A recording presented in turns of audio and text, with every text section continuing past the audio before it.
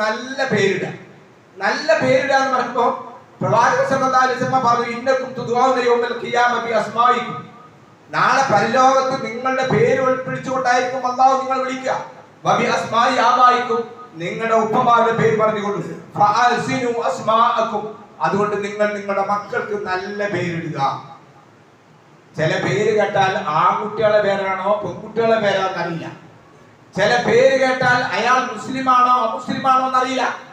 അങ്ങനത്തെ പേരുകൾ നമ്മുടെ മുസ്ലിം സമുദായത്തിൽ ഉണ്ടാകാൻ പാടില്ല. നമ്മളാണ് ശ്രദ്ധിക്കേണ്ടത്. ഇതിന്റെയൊക്കെ ഭവിഷ്യത്തുകൾ പ്രയാസങ്ങൾ എത്രയെന്നറിയോ? കൃത്യമായി ഒരു ബോധം നമുക്കുണ്ടാകണം. കുട്ടിക്ക് നല്ല പേരിടണം. പലപ്പോഴും എന്താ പറയുക, ഭർത്താവിന്റെ പേരിന്റെ ആദ്യത്തെ അക്ഷരവും ഭാര്യന്റെ പേരിന്റെ ആദ്യ അക്ഷരവും കൂട്ടി ചേർത്തിട്ട് ഒരു ഒച്ച, ഒരു ശബ്ദം മാത്രം.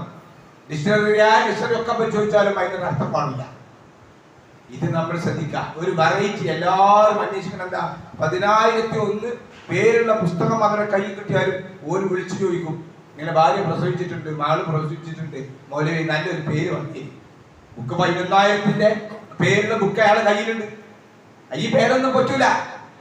എന്നിട്ട് എന്തെങ്കിലും ഒരു പേര് അർത്ഥമില്ലാത്ത മലയാളത്തില്, നമ്മൾ മലയാളികളാണ്, മലയാളത്തിൽ തെറ്റുകൂടാതെ സ്പെല്ലിംഗ് തെറ്റാതെ ഇംഗ്ലീഷിലും മലയാളത്തിലും എഴുതാവുന്ന നല്ല ഒരു അർത്ഥമുള്ള പേര് അത് നമ്മൾ ഇടാൻ വേണ്ടി നമ്മൾ ശ്രദ്ധിക്കണം.